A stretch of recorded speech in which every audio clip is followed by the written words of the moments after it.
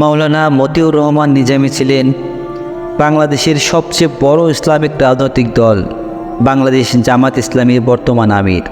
তিনি জামাত ইসলামীর সমর্থনে 1993 ও 2001 সালে সংসদ সদস্য নির্বাচিত হন এবং বাংলাদেশ সরকারের কৃষি ও শিল্প মন্ত্রণালয়ের মন্ত্রী হিসেবে দায়িত্ব পালন করেন। The royal Islamic study centre নামক প্রতিষ্ঠান থেকে প্রকাশিত বিশ্বের সবচেয়ে প্রভাবশালী 500 জন মুসলমান 2013-2014 সংস্করণের তালিকায় প্রভাবশালী রাজনৈতিক ব্যক্তি হিসেবে তিনি স্থান লাভ করেন। তবে সব কিছু অতীত হয়ে যায় যখন মানবতা বিরোধী অপরাধের দায়ে দোষী সাব্যস্ত হয়ে মৃত্যুদণ্ডাদেশ পাওয়ার পরে 2016 সালের 11 মে রাত 12:30 ঢাকা কেন্দ্রীয় কারাগারে তাকে ফাঁসিতে ঝুলিয়ে মৃত্যুদণ্ড কার্যকর করা হয়। ফাঁসি কার্যকর করার আগে সরকারের জরুরি তলবে শেষবারের মতো নিজামীর পরিবার যখন তার সাথে সাক্ষাৎ করতে চায়, তখন তিনি রজনীগন্ধা সেলের মধ্যে ছিলেন। সেলের সর্বশেষ কক্ষ 8 নম্বর প্রকোষ্ঠে তিনি ছিলেন। রুমটি ছিল জানালাবিহীন, দৈর্ঘ্যপ্রস্থে আনুমানিক 8 ফুট বাই 8 ফুট, একদিকে লোহার গারদ দিয়ে ঘেরা, আর তার সামনে ছোট্ট একটি আদো অন্ধকার আচ্ছন্ন প্রাঙ্গণ। রুমের ভেতরে সবুজ একটা জায়নামাজে বসে কেবলামুখী হয়ে দোয়া করছিলেন। শান্ত ও স্পষ্ট উচ্চারণে আরবিতে দোয়া করছিলেন। খুব উচ্চ স্বরেও না, আবার খুব নিচু স্বরেও না। প্রতিটি বাক্যের মাঝে স্বভাবসুলভ একটু বিরতি। সেখানে উপস্থিত হওয়ার পর নিজামীর 3 বছর বয়সী নাতি সিঁড়ি বেয়ে উপরে উঠে লোহার গারদ ধরে বলে, দাদু দরজা খোলো, আমরা আসছি। নিজামী শান্তভাবে মোনাজাত শেষ করে উঠে দাঁড়ালেন। তার পরিবারের সদস্যদের লোহার গারদের কাছে এসে বললেন, তোমরা এসেছো, এটাই তাহলে শেষ দেখা।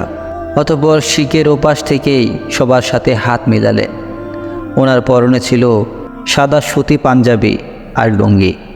গ্রীষ্মের ভ্যাপসা গরমে আর জানালাবিহীন রুমের কারণে ওনার পাঞ্জাবিটি ঘামে ভেজা, কিন্তু মুখটা প্রশান্ত।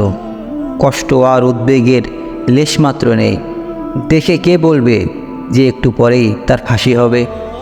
এই সময় যেখানে এক আবেগঘন পরিবেশ সৃষ্টি হয়, নিজামী তার স্ত্রীকে বললেন, আজ থেকে তুমি আমার সন্তানদের বাবা মা দুটোই। তোমার মাঝে যেন তারা আমাকে দেখতে পায়, আর তুমিও আমার সন্তানদের মাঝে আমাকে দেখতে পাবে। অতঃপর তিনি তার সন্তানদের উদ্দেশ্য করে বলেন, তোমরা ভাই বোনেরা মিলেমিশে থাকবে, আল্লাহ ও রাসূল সাল্লাল্লাহু আলাইহি সাল্লামের পথে চলবে, মায়ের খেদমত করবে। তোমরা তোমাদের মায়ের মাঝে আমাকে খুঁজে পাবে, আর তোমাদের আম্মা জানো তোমাদের মাঝে আমাকে খুঁজে পাবে। তোমরা তোমাদের আব্বুকে যেভাবে দেখেছো সেটাই মানুষকে বলবে। আমার ব্যাপারে বাড়তি কথা বলা থেকে বিরত থাকবে। তিনি আরও বলেন, আমার বয়স এখন 75 বছর। আমার সমবয়সী অনেকেই আমার মতো লম্বা হায়াত লাভ করেনি। তোমরা তোমাদের বাবাকে দীর্ঘদিন পেয়েছো। হায়াত মাউত আল্লাহর হাতে। আমার মৃত্যু যদি আল্লাহ তাআলা আজকে রাতেই লিখে থাকেন, তাহলে বাসায় থাকলেও মৃত্যু হতো। সর্ব অবস্থায় আল্লাহর প্রতি সুধারণা রাখবে আর শুকরিয়া আদায় করবে। এরপরে নিজামী বিশেষ করে যারা তার জন্য এবং অন্যান্য নেতৃবৃন্দর জন্য, সর্বোপরি ইসলামী আন্দোলনের জন্য কষ্ট করেছেন, তাদের সবাইকে ধন্যবাদ ও সালাম জানাতে বলেন। সকলের কাছে দোয়া কামনা করেন যেন আল্লাহ তাআলা তার শাহাদত কবুল করেন। তখন নিজামীর স্ত্রী বললেন, আল্লাহ তোমাকে দুনিয়াতেও সম্মানিত করেছিল, আখিরাতেও সম্মানিত করবে ইনশাআল্লাহ।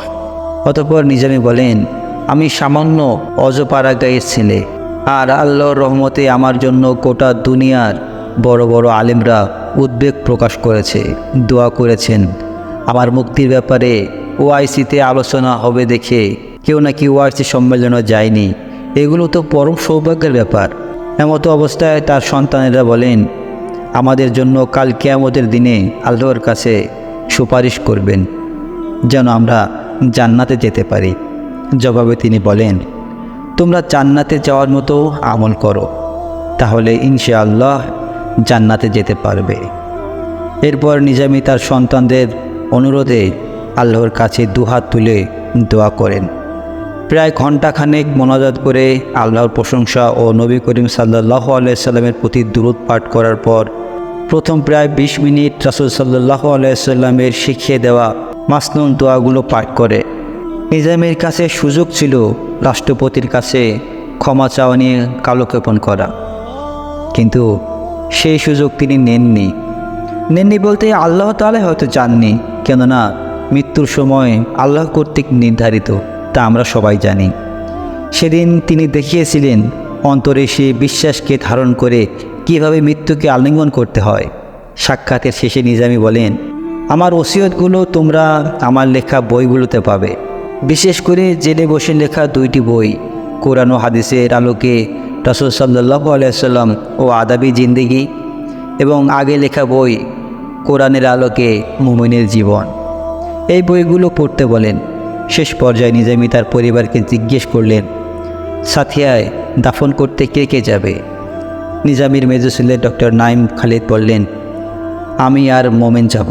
তিনি তার স্বভাবসুলভ ভঙ্গিতে সাবধানে যেতে বললেন, আর মিঠু নামের একজনকে সাথে রাখতে বললেন, আর তার স্ত্রীকে রাতে সাথিয়া যেতে মানা করলেন। ছেলে ব্যারিস্টার নাজিম মোমিনকে জানাজায় নামাজের ইমামতি করতে বলেন।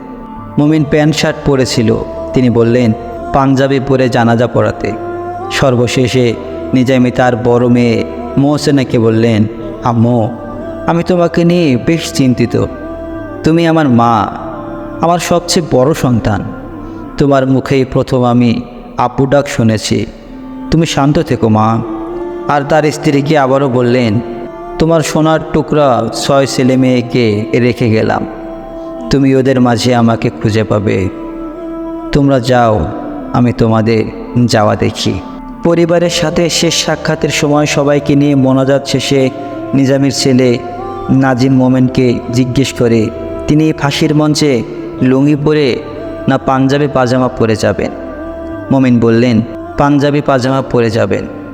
পরিবারের সদস্যদের বিদায় দিয়েই মহান রবের পানে যাওয়ার জন্য প্রস্তুতি নিতে থাকলেন নিজামী। জল্লাদরা যখন তার কক্ষের সামনে যায়, তিনি বললেন, চলো, আমি প্রস্তুত।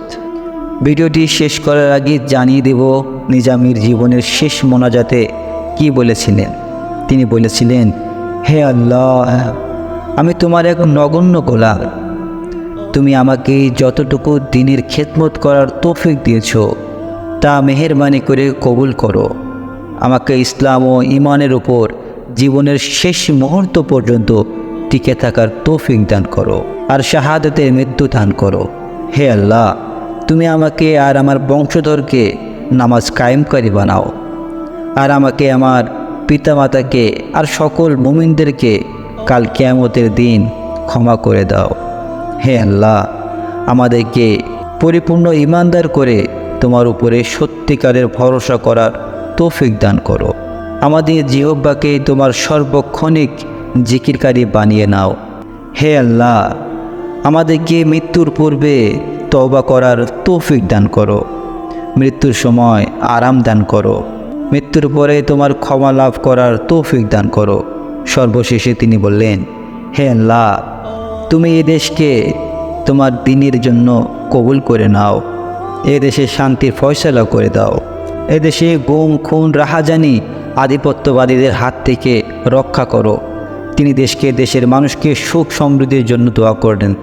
মতিউর রহমান নিজামী দুনিয়াতে কি পাপ পূর্ণ করেছেন সেটা আল্লাহ সুবহানাহু তাআলাই ভালো জানেন।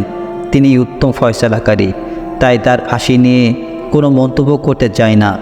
তবে একজন মুসলিম হিসেবে দোয়া করতে পারি, আল্লাহ তাআলা যেন তাকে জান্নাত নসিব করেন, আমিন। চাইলে আপনিও দোয়ায় শরীক থাকতে পারেন অথবা জানাতে পারেন ভিডিওটি নিয়ে আপনার মন্তব্য। আসসালামু আলাইকুম ওয়া রাহমাতুল্লাহ।